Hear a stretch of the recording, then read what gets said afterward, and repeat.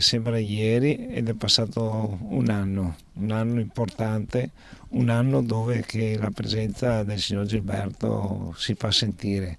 Era tardo pomeriggio, il 22 ottobre di un anno fa, quando si diffuse la notizia della morte, a 77 anni, di Gilberto Benetton, un lutto che seguiva di pochi mesi quello per la scomparsa del fratello Carlo e del cognato Fioravante Bertagnin, marito di Giuliana.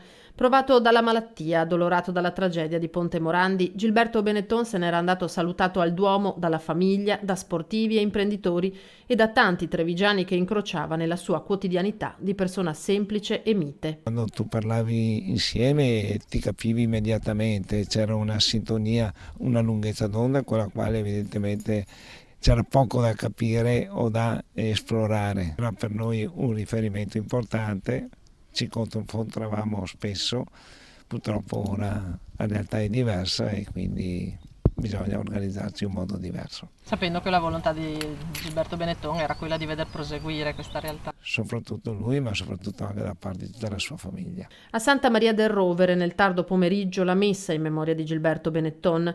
A celebrarla, come le esequie, Don Adelino Bortoluzzi, che in questi giorni, per caso, si è ritrovato davanti alla tomba di Benetton nel cimitero di Ponzano. E mi sono detto, Gilberto è morto, qui c'è i resti del suo corpo, però è ancora vivo ed è ancora viva la sua dedizione, la sua responsabilità e la sua onestà. Io sono certo che questa presenza di Gilberto in un modo nuovo, in quest'anno la famiglia l'ha sentita e l'ha percepita.